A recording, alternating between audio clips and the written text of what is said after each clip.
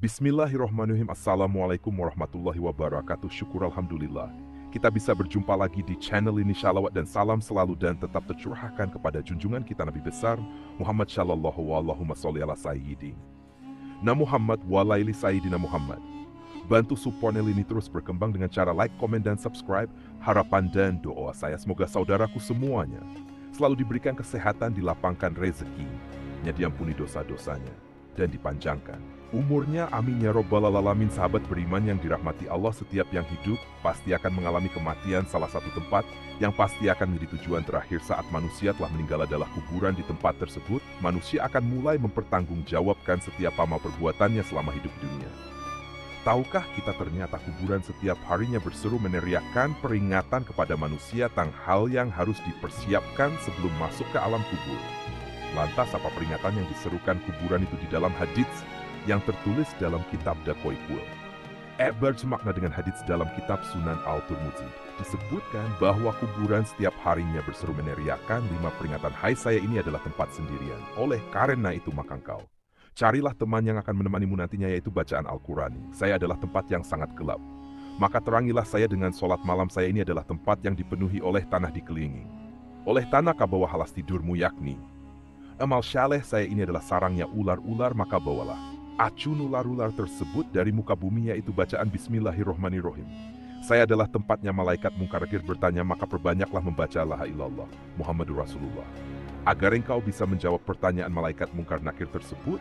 Hadits riwayat Turmuzi yang pertama, carilah teman yang akan menemanimu di alam kubur. Di alam kubur adalah tempat yang sunyi dan sepi, tak ada seorang pun dari sanak saudara yang masih hidup yang mau menemani bagi orang-orang yang gemar membaca Al-Quran sewaktu hidupnya. Di Uni Al-Quran akan menemaninya di alam kubur sampai ia dimasukkan ke dalam surga. Di dalam suatu riwayat yang diceritakan oleh Al-Bazar dalam kitab Lali Masnunah menjelaskan bahwa jika seseorang meninggal dunia ketika orang-orang kain kafan dan melakukan segala persiapan untuk penguburannya, di rumah tiba-tiba datang seorang yang sangat tampan berdiri di kepala mayat. Ketika kain kafan mulai dipakaikan, ia berada di antara dada kain kafan.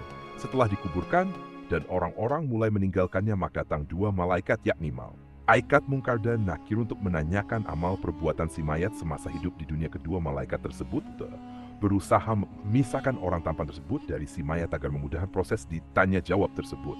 Tetapi si tam berkata, ia adalah sahabat karibku dan bagaimanapun aku tidak akan meninggalnya. Jika kalian ditugaskan untuk bertanya, lakukanlah pekerjaan kalian.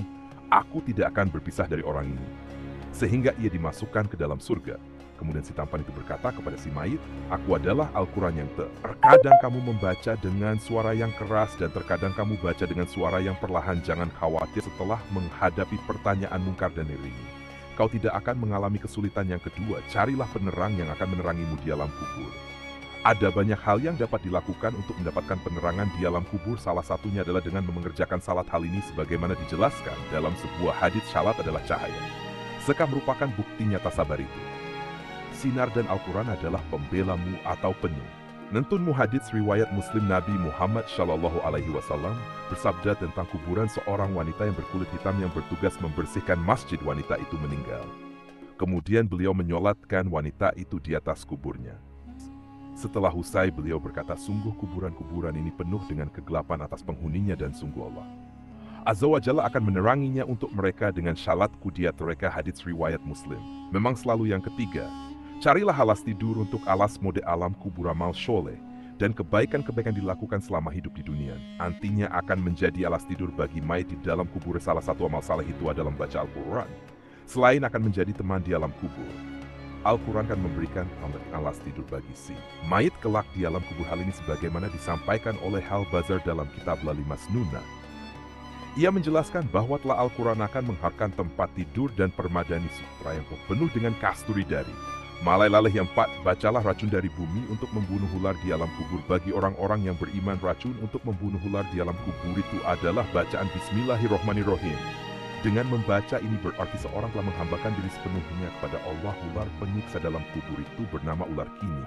Pedihan siksaannya sebagaimana dijelaskan dalam sebuah hadits dari Abdullah bin Abi Mulaikah berkata, saya mendengar Aisyah radhiyallahu kata orang-orang kafir akan disiksa pedih di kuburnya dengan dicabik-cabik oleh ular ganas yang botalu. Ular tersebut memakan orang itu dari kepala hingga kakinya.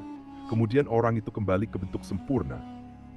Setelah itu dimakan lagi, orang itu dari arah kaki sampai kepala.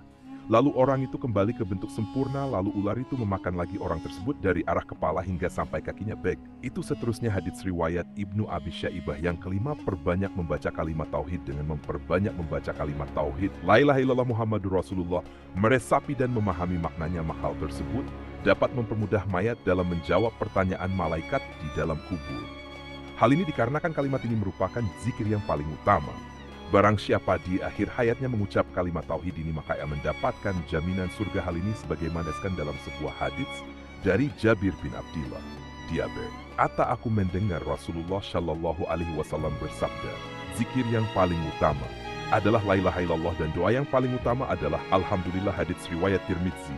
Di dalam riwayat lain yang dijelaskan, barang siapa yang akhir perkataannya sebelum meninggal dunia la ilaha illallah, maka dia akan masuk surga. Hadits riwayat Abu Daud. Sahabat beriman yang telah mati, Allah, demikianlah 5 peringatan yang diteriakkan oleh kuburan kepada manusia setiap harinya. Hanya saja kita tidak diperkenankan oleh Allah Subhanahu wa Ta'ala Allah untuk mendengar teriakan tersebut, karena bisa jadi jika kita diperdengarkan teriakan tersebut akan menjadikan kita merasa sangat ketakutan. Rasulullah Shallallahu Alaihi Wasallam bersabda, seandainya kalian tidak akan saling menguburkan, tentulah aku akan berdoa kepada Allah agar memperdengarkan kepada kalian siksa kubur yang aku dengar. Hadits riwayat Muslim dan Ahmad. Wallahu alam bishawab. Demikian yang bisa saya bagikan, semoga bermanfaat untuk kita semua. Amin ya robbal alamin. Wassalamualaikum warahmatullahi wabarakatuh.